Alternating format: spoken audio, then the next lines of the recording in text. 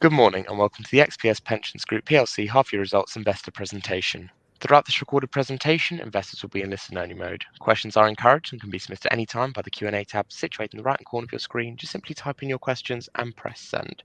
The company may not be in a position to answer every question it receives during the meeting itself. However, the company will review all the questions submitted today and publish responses where it is appropriate to do so. Before we begin, I'd like to submit the following poll. I'd now like to hand you over to Paul Cuff, Joint CEO. Good morning to you, sir. Good morning. Thank you very much. Good morning, everybody. Very nice of you to have joined us. Thank you for your interest in XPS. What we're going to do is run through a little brief presentation. We're aware that there might be a different level of knowledge about the company, so we'll start at the beginning and talk about who we are and what we do. But we will get to the outlook and the future for the business, which we think is really exciting as well. We welcome questions, absolutely, and we will be able to see them popping up here. And we'll address as many of them as we can. I should also say there's quite a lot of content about us online. We did a Capital Markets Day in May of this year. Some of the material here is abridged from that day. A lot of it is, of course, still extremely relevant. And so if you'd like to know a little bit more about some of the things we talk about today, there is a wealth of material there to go and have a look at, which is hopefully really useful. Let's start at the beginning with who we are and what we do. So at XPS Pensions, we do all things workplace pensions. We help companies and pension scheme trustees to run pension schemes for employees, and we do everything that's required. We aim to be the best one-stop shop in the market if you are operating and running a pension scheme, to do everything that you need.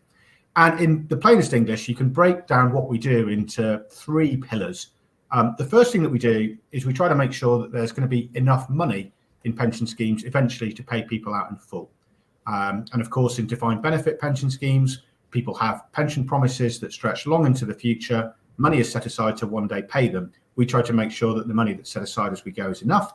And that's what our actuaries do. And there's a lot of consulting work and support and regulatory type work required in order to run a pension scheme well in that sense. Pillar two is quite related to that. And this is where we give advice on where the money that's invested in a pension scheme to one day pay people all of their pensions should be invested. And we answer simple questions, asset allocation questions, how much in equities, how much in bonds, how much further sort of hedging and derivatives you might use, and so on as well. And then we also help people do fund manager research and so on. Now, we're not a fund manager ourselves, and we give independent whole of market advice. We don't sell our own products, which is quite different to one or two of our competitors. But that's the work that we do there. Now, one and two are quite related in a sense. How much money do I need to pay somebody pensions in many years' time is connected to the return that you'll get on the money that you set aside today. And it's similar types of people doing that work, typically highly skilled people with mathematical backgrounds who then will have done specialist training, actuarial exams or CFA exams or similar in order to then provide advice to our clients. Now, the third pillar is a little different. If one and two are our advisory businesses, the third is keeping track of the actual human beings in pension schemes. We do all of the record keeping. We track them from the moment they get a job and join a pension scheme right the way through to the end of their retirement, and we'll even put into place dependents pensions and so on as are required. Complex record keeping, benefit calculations, again, regulatory returns, things like that, scheme accounts, all the things that you need to do we'll provide in the administration business as well. Now, we do this for occupational schemes. We do this for a lot of defined benefit schemes in the private sector, some in the public sector. We also do this for defined contribution schemes and other arrangements. Really, we'll do anything that is required in the workplace pensions market. So if that's what we do, briefly, who are our clients and how do we get paid? So here's on one slide an overview of all the services that we might provide. In fairness, actually, there's quite a few services that didn't make the cut to get on here, but here are the key services of what we do. And you can see in the middle of this screen is the pension scheme itself. And then there are two really, really important stakeholders. There is the company, whose people it is are in that pension scheme, current and former employees, and there's the trustees. And the way the pension system works in the UK is that the pension trustees are an independent group of people whose sole job it is to make sure that members are really well looked after and that they get their pension promises in full with good administration, good record keeping, and good communication with them along the way. Now, we do work for both companies and trustees in this area, but we're rather more trustee focused. We do about 75–80% of our work is on the trustee side of this. There's a good relationship typically between the trustees and the company, but they do need independent advice and support. And the other 20–25% of what we do, sometimes we have company-only mandates and provide support there too. In terms of the services, along the bottom, if you can just see the various services, every pension scheme needs an appointed actuary to advise on pillar one. Is there enough money in the pension scheme? And what are we going to do if there's not enough, as is often the case? Every pension trustee board needs an independent investment advisor to get regulated advice from, and that's pillar two. They need advice on the strength of the underlying company. If you have somebody like BP looking after you, you can take quite a different view of the future to if, I don't know, you have a high street retailer that's really struggling. Your decisions about the risks that you're willing to tolerate in a pension scheme will be quite different. Again, we will do covenant advisory work to help with that. I've mentioned the administration already. We'll do all the scheme secretarial work. We'll organise all the meetings. We'll take all the minutes, etc., etc. Whole range of other things we do, but these are the core activities for everything that's involved in running the pension scheme for the trustees. For the company, lots of very similar advice too across the top. Sorry, Snell, if you want to just go back one slide. Thank you. The company advice, very similar. They still need their own independent advice, and they'll need lots of advice on things like how they account for the way the pension scheme affects their balance sheet and their P&L. They'll need advice on things like corporate M&A if they're buying a company that's got a pension scheme, and so on and so forth. So lots and lots and lots of activity. And just before we skip, key features here. We do this work year in, year out for our trustee and corporate clients. Come rain or shine, these services are always needed. We do them on the basis of open-ended engagement letters. If we look after a client brilliantly, we can have them for a very, very long time. Our fees are a combination of fixed fees with retainers. Where there's very predictable work, we'll get paid a retainer month in, month out to do the work. And if there's project work and things happening, then we do it on the basis of time and materials, i.e. we put hours down on timesheets and we tell clients at the end of the month what the bill is based upon our charge out rates and the time we spent. A little bit like Big Four accounting firms or law firms and so on in terms of that model. Our fees are thus quite inflation linked as well. A lot of our contracts have linkages in them to go up with inflation over time. So at the heart of our business is a really recurring inflation linked revenue stream. Of course, there are great opportunities for growth as well, and we'll talk about them in a second. Might be a good time now to flip to the next slide. Thanks, Snell. So this is our market. These are the other people who do what we do. We make a total amount of revenue on a current run rate basis, forecast for this year to be a little smidge under £200 million, and that's the pink bar that you can see in the middle there. These bars are the revenues of our competitors doing the things that we do, like for like. Many of them do other things, particularly as you'll see those big three firms next to us. So our big competitors there are Mercer, part of Marsh McLennan, Willis Towers Watson, and Aon. And of course, they are global broking firms, huge activities in insurance and other markets and so on. But these are their UK pensions businesses alongside us. We are very differentiated to those firms. We are a boutique, high quality, specialist, UK only provider of these services into our market. And that is quite a differentiated message. And there is a gentle shift of clients that want an alternative to those biggest firms and would like to use a really high quality provider like us, or indeed one of our competitors next to us. And you can see there are a few: LCP, Barnett Waddingham, Hymans Robertson, are firms that are a bit like us and do similar things. In the middle, you've got Capita, who mostly do administration and are a little bit different. But this is our market. You can see it's quite fragmented. You can see our opportunity. We have under 10% market share still, so there's an awful lot to go at.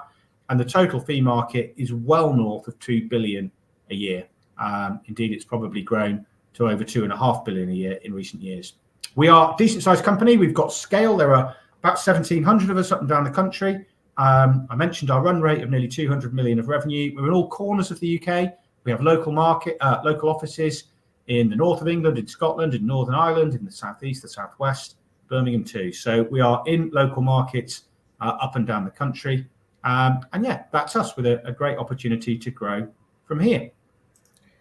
So why do investors invest in XPS? So XPS as a listed entity, listed in FY17, so relatively recently, but the roots of the business go back 40 years plus in one guise or another. So you could see that come rain or shine, revenues and profits have grown. So within this chart, we have gone through Brexit, the pandemic, war in Ukraine, but as Paul said, the services we provide are core and they're essential to the running of pension schemes and administering them. So our revenues are very non-cyclical, and in times of volatility, the investor is favoured owning our stock. In terms of regulation, there is lots of regulatory developments in the market that our clients need help with constantly. There's volatility in the market with, for example, last year with the mini budget, when there was the so-called LDI crisis, we were called into action. And that volatility has sort of continued with the increasing gilt yields, and clients need lots of advice and support. As Paul said earlier, we work on open-ended engagements, which has inflation linkage, whether it be RPI, CPI, or average weekly earnings. There are various measures, and we pass them through to all our clients. Clients value our services, and so there is hardly ever any conversation about the inflationary increases that we put through. Important to say that it's not just inflation that helps us grow. We have expanded our services, which Paul will explain in a little while. We have a high cash conversion rate. More than 90 to 95% of our EBITDA converts into cash. That's not to say that we write off the remainder. It's just timing. We have very, very low bad debts. We get paid largely from the pension scheme assets, so we're not exposed to any sort of economic cycles that might impact corporates. In terms of sort of profit margins, we've been on quite a journey, and we are seeing a significant improvement in our EBITDA margins, which have grown from around about 25% to 26%, and the consensus has us improving those margins by at least half a percentage point every year from now on. We have a great opportunity to take market share, as Paul said earlier, and also to consolidate in the market. Since listing, we've delivered a 22% CAGR in revenues and 10+% CAGR in terms of EPS. So great sort of company to own in sort of rain or shine. How do we do that? We pay a lot of attention to our culture. Our people are really sort of what makes us a successful company. We're 1,700 plus across 18 or so locations in the UK, and we consider our culture to be very important. And all the attention care that we pay to our employees is reflected in our Net Promoter Score. This is plus 31, so this is a score that says how many of your employees are strong promoters versus any detractors. And it's a very, very high bar. And within professional services, anything that is a positive, i.e. a +1, would be considered quite good. So to get to plus 31 is actually very, very good. We were also named in the Sunday Best Places to Work for in 2023. And our internal surveys has 98% or more of our employees think that we are a great place to work. This is also reflected in lots of industry awards. This is just a choice of awards that we won in 2023. In the appendix, you'll see that we have a track record of actually winning lots of accolades, and that really helps to promote our brand in the market. So in terms of the market itself, what are the developments? As I said earlier, the market volatility has continued, which continues to drive high client demand. In times of rising gilt yields, there's lots and lots of conversations about how to continue to de-risk the pension liabilities and how to do asset allocation to match the liabilities of the pension scheme. Another feature of the market has been that the DB schemes have generally become more and more well-funded. And there is a shift towards something called risk transfer, which is essentially a pension scheme giving their liabilities to an insurance company and the company removing that off their books. This drives a significant demand for our services. And in terms of the liabilities in the private sector DB market, it's around 2 trillion.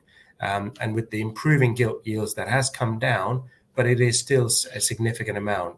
And with sort of risk transfer, i.e. passing on the risk onto insurance companies, limited to sort of 40-50 billion a year, it is a significant opportunity for us to take market share within that. Obviously, headline inflation, which has been quite high in the last 18 months or so, impacts our fees and our cost base. But as you will have seen in our results, we grow our profits quite faster than our revenue. And that is a significant advantage that we have developed over the last 18 months or so. In terms of regulatory changes, you would have heard about the Mansion House speech and also in the autumn statement. I mean, pensions is in the FT, in the press quite regularly these days. And just think that every time there is a regulatory reform, think of us, because our clients will need lots and lots of advice to deal with all of that. So I'll briefly show you the highlights of the half year that we've just closed, which is the best half year we've ever had. And then I will say a little bit about great growth opportunities and what we expect to then happen into the future. It was a brilliant half, lots of client demand. We grew revenues by 23%, of which almost 20%, almost all of it, was organic. We did pass on inflation successfully to clients. We proved that we could do that, but we grew very materially above inflation as well.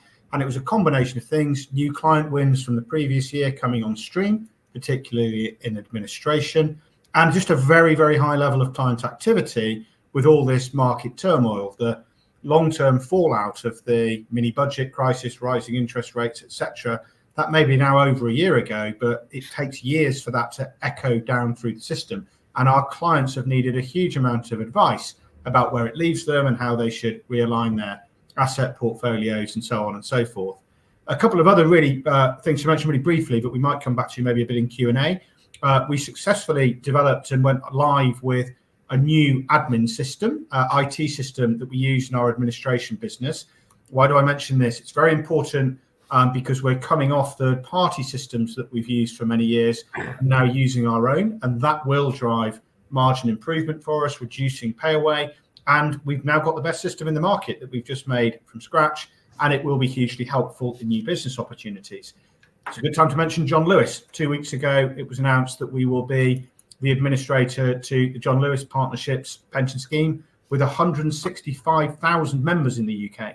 That will be going directly onto our new system and will be live as a contract in 2025 with a lot of paid transition work between here and there that has started already. And that will be a new biggest client for us in administration when it has gone live. We also announced a disposal during the half, but a disposal with a twist. We sold our defined contribution master trust business to a firm called SEI, who already have a master trust themselves, and will merge ours in and create a larger one. This goes a little bit to what Snell was referring to a minute ago about the long-term future of DC being some really, really very large super fund type master trusts, and SEI would like theirs to be one. If you're wondering why we sold it, first of all, we were delighted with the very high price that we got relative to the margin and the profit that it makes. But critically, we didn't exit our exposure to that. We have signed a long-term contract to be the service provider to SEI going forward on their bigger expanded master trust. And if they become one of the biggest master trusts in the country in time, we will have a new biggest client, and we have direct economic exposure to that still too. So as I say, a sale with a twist, where actually we've probably got more upside. Somebody else will spend capex trying to create something really tremendous for the future. And if they're successful, we will ride along with them, and we wish them very well. We are partners with them now into the future on that journey. So let me just unpack a little bit of growth. That's the half. Before I open it up to questions, I just want to highlight the growth areas in each of those three pillars and the sustainability really of the revenue in each of those three pillars. So very briefly, in actuarial and consulting, Snell's already touched on this a little bit. The need for advice from our clients about the new options that they have, pension schemes are generally in a better position than they were for rising interest rates. That causes the value of their liabilities to go down a lot, more than the value of their assets declines. Both have probably gone down, but liabilities more, and they're in a better place. This creates opportunities for them. Many of them would like to access de-risking opportunities. They'd like to talk to people like Legal and General about taking part of their liabilities on. And these are huge projects if they decide to do them, so-called risk transfer projects. We've invested in our team in this area. We made some senior hires a couple of years ago, and we've grown this part of our business very quickly. It's grown from probably a run rate of around £1 million a year, so not really a great deal, a couple of years ago, to today doing a run rate of more than 10 million a year of very high quality, high margin advice. And that is a core part of the growth that you can see in the actuarial and pensions consulting business. And we expect that to continue. It is a market that over the next 10 to 20 years, there will be a large volume of transactions, and they are very big projects when they happen. There is a huge amount of work in broking the deal. You act like a sort of boutique M&A advisor, helping your clients to access the best terms and contracts in the market. But then there's also masses of work around data cleansing, wider wind-up work and communications work. They're multi-year projects. And we are beginning to win our fair share in the market. I don't believe at 10 million a year we've anything like capped out. We're very pleased with the growth, but we believe we'll do a lot more in this space. In terms of investment consulting, the biggest opportunity there is the fallout from the so-called LDI crisis a year and a bit ago. In what happened there, many clients were in with fund managers that struggled to support them. And the fund managers, particularly those that do something called fiduciary management, which is essentially where the day-to-day asset allocation decisions and so on are given by the pension trustees directly to the fund manager, who might make direct decisions. There's quite a blurring of roles here, and some of those fund managers are our competitors. They're consultants. Now, we don't do the fiduciary management. We don't have our own funds. Some of our competitors sold their clients their own products, and lo and behold, they were supposed to be the best performing products in the market. And when something like the LDI crisis happens, and they are not, demonstrably not, and there are quite significant problems in some of them, then that creates great opportunities for the honest whole of market brokers like us to be able to question whether people are really in the right place. We won 17 new mandates in the first half that we've just reported on that are called fiduciary oversight, where we are helping our now new clients to understand if they've got the right fund managers, if their LDI is safe and secure, and whether they should do something different. And there's lots of opportunities there that, again, are sort of multi-year opportunities that will echo down the years following all the turmoil that we had late last year. In administration, great growth opportunities. This is quite separate to all of that. What interest rates do and don't do, etc., doesn't have much impact on the day-to-day administration of the schemes. But the opportunities here, again, are very wide-ranging. John Lewis was a outsourcing, as in John Lewis have 25 or so people that work directly for the partnership there, providing administration to the pension scheme in-house. That model is increasingly strained. It's hard to do it well. If you look after one large pension scheme and face into all the difficulties of GDPR and cybersecurity data protection, if you need to keep systems updated and make everything available for people online and so on, well, running one pension scheme with no economies of scale, that is really hard to do. Running pension schemes for a combined million people like we do, we've got economies of scale, we can do that really well. So you can see the logic in John Lewis saying to us, okay, you take our people, they'll TUPE transfer to you, you run this service for us better, and we'll pay you to do it. That's that contract. There are another couple of hundred employers out there that still do their pension scheme administration in-house, who frankly probably shouldn't and will be thinking about whether a firm like us is better placed to do it for them. So there can be more John Lewis's potentially into the future. I should say John Lewis is just one in a long list of many before. It's our largest, but our prior big first-time outsourcing was IBM, which went live over the summer onto our new administration system. So you can see the type of blue chip organisations and large pension schemes that we're dealing with in this space. And we're quite famous for being really good at this stuff. And there's plenty of growth, we think, in this administration market as well. So look, thank you for listening. We've covered a lot of ground there. It's a good time to be us. Very topical. Pensions is in the news. The government can't leave it alone, is looking at further changes in regulations and so on. That only creates more work. Our clients need more advice and more support. And as you've heard in different areas of the business for different reasons, there are some really nice healthy growth drivers too. And we think it's a very good time to be us. A lot of hard work that we've put in making XPS what it is today over the last few years, really paying off. You can see that in the results that we published, and we're really quite bullish about what it'll mean for the years ahead as well. So that's us. I know we had a couple of questions pre-submitted. Please do send any more. I can see a few more now beginning to appear. Why don't we start working through these? Sorry, should we, Alessandro, do you want to just say Yeah. how to? Yeah. Perfect, Paul. Now, thank you very much for your presentation. Ladies and gentlemen, please do continue to submit your questions, and you can do that just by using the Q&A tab, which is situated on the top right-hand corner of your screen.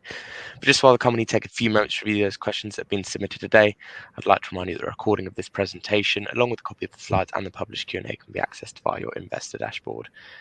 As you've mentioned, we have received a number of questions throughout today's presentation, and so now if I could just ask you to read out those questions Sure. where appropriate to do so, I'll pick up from you at the end. Okay, great. So the first question we had was, with balance sheet leverage coming down, please can you discuss capital allocation plans and whether we should expect further M&A or cash returns? Please remind us of the criteria for undertaking acquisitions and scale of deal you will focus on. Great question. So with the balance sheet leverage now having paid down post the NPT sale is 0.7 times. So well sort of below our usual sort of 1 to 1.5 times target. And yes, you're right that it does open up potential sort of headroom for doing deals, and that's sort of a combination of debt reduction as well as the healthy sort of the share price increase that we've seen. Now, I must say that with we have all of the services that our clients need under one roof, so the bar for M&A is that much higher. The key criteria that we use to evaluate M&A deals is that it's first and foremost got to be great for our people, our clients, and our shareholders. And it's got to have a good cultural alignment. We are a people business, and culture, as I said earlier, is very, very important to us. Any deal has to be complementary to our services or be able to enable us to access new markets, for example. So those are the key criteria that we look at. And of course, we are always scanning the horizon. The opportunities pass our desks on a regular basis, and we don't sort of just engage in M&A for the sort of the glory of it. And we do sort of walk away from quite a few deals. But Paul, do you want to just say a bit more about what kind of adjacencies we might be talking about? Yeah, I can see there's another question that this relates to a little bit too, about how do we expand our target addressable market. The markets that we operate in, there's a bit of a Venn diagram really. The pensions market is here, the insurance market is next to us, and really there's quite a substantial overlap. There's a porous divide really between the two. There are more actuaries in the UK who work in life insurance than there are in pensions. A lot of them work in-house for some of the big insurers, but there is a big insurance consultancy market adjacent to us too. And lots of the insurers thriving in this market and growing in this market do need a lot of outsourced support. We provide that to some insurance companies already. We do a lot of work for Pension Insurance Corporation. We do a lot of their calculation work when they write new business. Another simple example, we've recently had a large US insurer approach us directly and say, we would like to start writing business in the UK market. Looks a good opportunity, but we don't have anything in the UK. Can you help us to establish over here? And they asked us for a wide range of support. Obvious support that we can help them with, and happily we've signed a contract with them on, is to be the administrator. If they write business, we will look after the members and pay them their pensions long into the future, which, as you can see, is pretty core to us. Different end clients, insurer rather than pension scheme, but fundamentally the same type of work. They also asked us for advice on things like solvency, dealing with the PRA, complying with Solvency II regulations and so on. And that's where we've got a reasonable understanding, but we're not deep specialists. And so we were not able to fulfill that part of what they needed. And I think it's a really interesting thing for us to grow by hiring organic growth into life insurance consulting, which, by the way, bleeds then into lots of other wider insurance opportunities, or indeed inorganically, looking at an opportunity to accelerate a bit of growth there. But we shall see. Those are the types of things that Snell says we're very, very careful about, because we're producing tremendous returns for our shareholders right now. But yeah, there are bigger markets that are quite logical places for us to go and play while we try and maximise the opportunity in our own. And just to answer the other part of the question about cash return, so just a reminder that we've had a progressive dividend policy since we listed, and we've continued to progressively grow the dividends even through Brexit, the pandemic, the war in Ukraine, etc. And that remains our policy. We will continue to grow dividends in the sort of coming years. The other question that we've had is, please can you discuss the competitive environment? You've exited verticals which are facing more pricing competition. Why isn't this a feature of other areas that we're focusing in? And why are you able to keep winning market share? Paul, I think I sort of answered we haven't exited a vertical. I do understand the question. In selling NPT, did we exit the master trust space? But as I explained, we signed a long-term contract to be service provider to the people we've sold it to. And actually, it's borderline EBITDA neutral. The contract that we've signed replaces more than half of the revenue that NPT generated on a gross basis and has a nice margin attached to it. And as I explained, if NPT now, as part of SCI, grows really strongly, we'll end up with a really great client, and they'll be spending the capex to try and achieve that rather than us. So it works for us. And as I said, SCI are great friends of ours now. We're very excited about helping them, but there's a different dynamic to our exposure to that market, but it has been retained. I think the other part of the question was, I think, that why do we not face the same kind of price pressure in the other? No, thank you. So wider opportunities. They are different in the different pillars, as I outlined. Administration is a growing market with more John Lewis's outsourcing, which is great. But also, there's of course a massive outsourced market already. Most pension schemes are looked after by a third-party administrator like us. The quality of that is mixed at best, and there are certain high-profile pensions companies out there that haven't looked after people very well over the last few years. They've had a different model probably to us. They've charged clients less, run lean, and it hasn't always gone all that well, and their data hasn't been well protected, and other problems have emerged. You've probably seen some of the headlines over the last few months that one or two high-profile competitors have had. So suffice to say, there's a good opportunity to win clients directly off competitors there too, not just first-time outsourcing. So the opportunity in administration does look really, really strong. In advisory, different source of opportunities, but as I say, you get a chance to prove yourself a bit in a crisis, and your business model also can be validated in a crisis. The LDI crisis a year ago showed that some people's business models were a bit challenged. Ours was not. We came out of that very well, and the world does look to us as sort of, like I say, this independent broker that can help you to understand the challenges and risks that you face without any conflicts at all. And that's really, really important, and it's been really beneficial for us. And frankly, just being who we are, our culture, our integrity, our energy and our enthusiasm, these things all matter. And we can just win scheme actuarial appointments where the incumbent has not done a great job. It's rarely on price. This is important. It's about service and quality and who you are.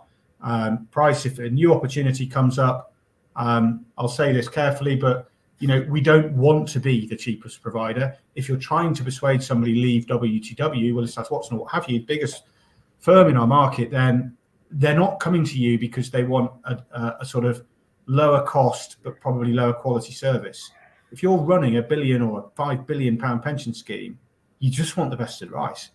And if it costs you an extra 50k or 100k to have it, you'll pay it, because the difference in outcomes is tens of millions, even hundreds of millions in long-term difference in outcomes. So it's a false economy to try and use a sort of more cheap and cheerful provider. So we're not that. We're not cheaper than the biggest firms, and we're not lower quality than the bigger firms. And we can still win those mandates because, for various reasons, some in our market have decided that they'd rather not be looked after by the giant global multinational, and they'd rather be a really important client to us. And over the years, we've won the Pearson Pension Plan, we've won Mercedes-Benz, Toyota, I don't say in administration, IBM, John Lewis. We are capable of winning at the very, very top table, and we continue on that path. I think we've answered part of this question, but I'll just add a little more little bit more color to it. The question is, given the strong revenue growth, what are the key factors driving this in terms of client activity, new wins, fee increases, and how sustainable is this growth in the longer term? So I think, as Paul said, I outlined a lot of reasons why we continue to see high demand from our clients and also the new wins that we're registering.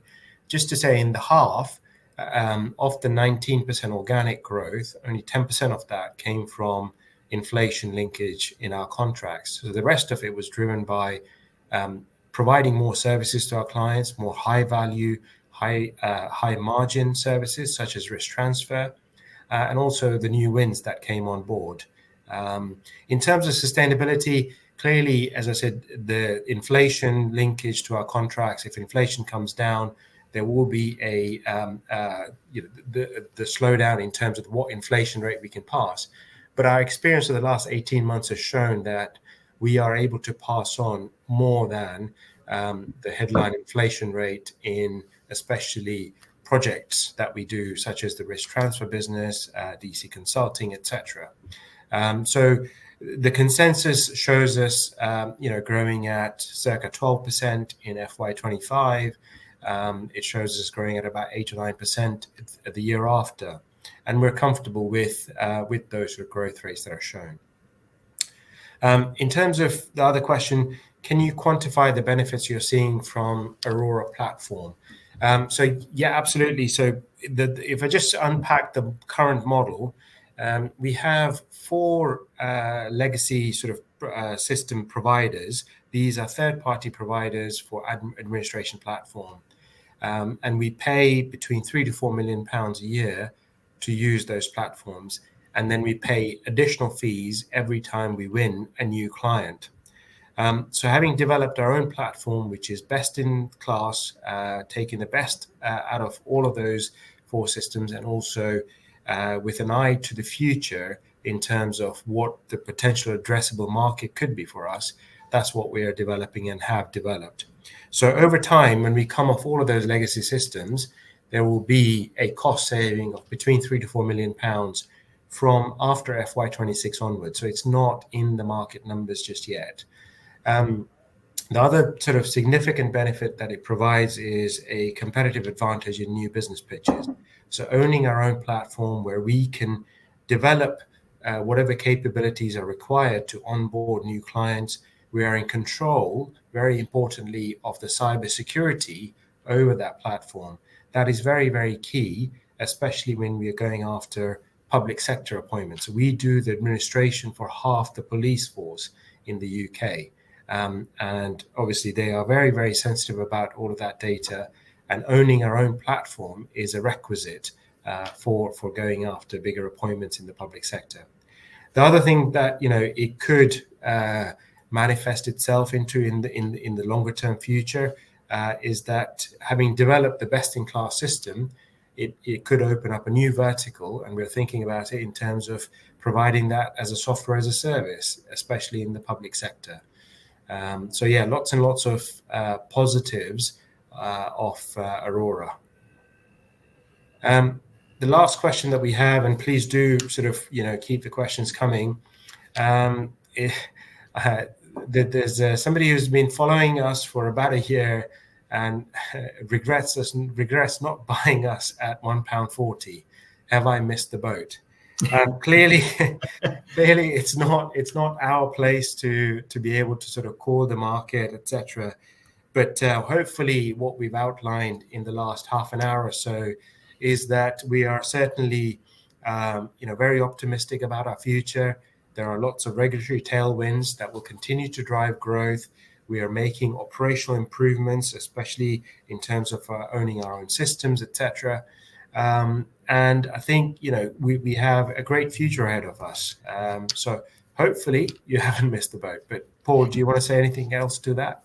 I wholeheartedly endorse your remarks. What I would add is there's a couple of other areas of underlying revenue and growth that we'll just mention quickly as we begin to get towards the end of time on this webinar. We haven't discussed something called GMP yet, and GMP, I will spare you the gory details of GMP, but it's a tiny little element of people's benefit if they're in a defined benefit pension scheme. And there was a court case a couple of years ago that essentially ruled that across the entire industry, we've not quite been calculating GMP correctly. And that might sound astonishing, but effectively men and women were treated differently with the way their GMP works. And the court ruled that that was sex discrimination and not okay, and we needed to correct things and do things differently. That creates a huge amount of work for us and indeed our competitors, who now need to go back and effectively recalculate benefits that have been paid over the last 20 or 30 years and make backdated payments to true them up and change the way that those benefits are then paid going forwards, adjusting all of the systems, the administration records, and so on and so forth. And these are huge jobs for each client because you need very good data, so you need to do a lot of data cleaning work to do it. The actuarial mathematics behind how to rectify is all really rather complicated, I'm afraid. And then, of course, the administration changes are quite substantial pieces of work to put through. We have been doing this work on our clients for the last year or two. We've been gradually growing the work that we do. But there's a bandwidth issue. I mean, we've now finished this work for something like 30 clients out of the 500 that need to do it. And there is a big bandwidth issue here. Our clients don't have enough time to talk to us about it when there's so much else going on. So you would have had GMP, which is not time critical to do. There is no firm deadline. You'd have had GMP work on the agenda for a meeting, and then the mini budget happens. And all we talk about instead is how we're going to respond to interest rate changes and everything else. So GMP has sort of been bumped a little bit down the line. We are working our way through it. Our clients do want us to. They're pushing us hard to get through it, but they understand that there's a lot of other stuff happening. Now, all I would say to you is if that is a kind of underpin for the amount of work that we'll get through. If we got quiet, if there were no regulatory changes, if financial markets became completely benign, none of which is going to happen, of course, but if that did happen, we would just do more GMP work, and we have a few years of it backed up. And so the sort of underpin to the work that we'll get through is really quite significant. Now, of course, in a perfect world, we'll manage to do the GMP work and all of the wider consulting work and risk transfer work and everything. And if we do achieve all of that at once, then there's very healthy revenue growth in the next few years ahead of us if we can achieve all of that. But that's our challenge. It's a very first world problem to have enough bandwidth at our clients to talk to us about it, and also internally to have enough resource to be able to get through all of that. But I hope that gives a bit of sort of reassurance. And I know GMP is techie, and it's not best will in the world, the sexiest thing in the world. Our clients don't relish having to get through it. But it's a feature of our industry that this kind of thing falls out the sky sometimes a little bit in our industry. Regulatory changes, court case changes, really good for business for us as we help our clients as best we can to navigate their way through them. Great. Don't think we have any more questions. Yeah, perfect. Paul and Hal, thank you very much for that. I think you've addressed those questions you can from investors. And of course, the company can review all the questions submitted today, and we'll publish those responses on the Investor Meet Company platform. But just before redirecting investors to provide you with their feedback, which is particularly important to the company, Paul, could I just ask you for a few closing comments? Gosh, yeah, well, thanks very much for coming. I guess you'll get a strong sense we're a motivated, fairly passionate bunch here. We're enjoying being us at the moment. Got masses of opportunity in the different various business verticals. Every time you hear Jeremy Hunt or somebody talk about pensions or read about it in the FT, do think of us, because probably they've just made us even busier with what they've just said. And that's been a feature of our industry for a long time. And I don't think any of that's about to change. So, yeah, we're very excited about our future at the moment. Perfect. Paul and Hal, thank you once again for updating investors today. Could I please ask investors not to close the session, as you'll now be automatically redirected to provide your feedback in order that the management team can better understand your views and expectations. This will only take a few moments to complete, but some shall be greatly valued by the company. On behalf of the management team of XPS Pensions Group PLC, we'd like to thank you for attending today's presentation, and good afternoon to you all. Thank you. Thanks very much. Bye.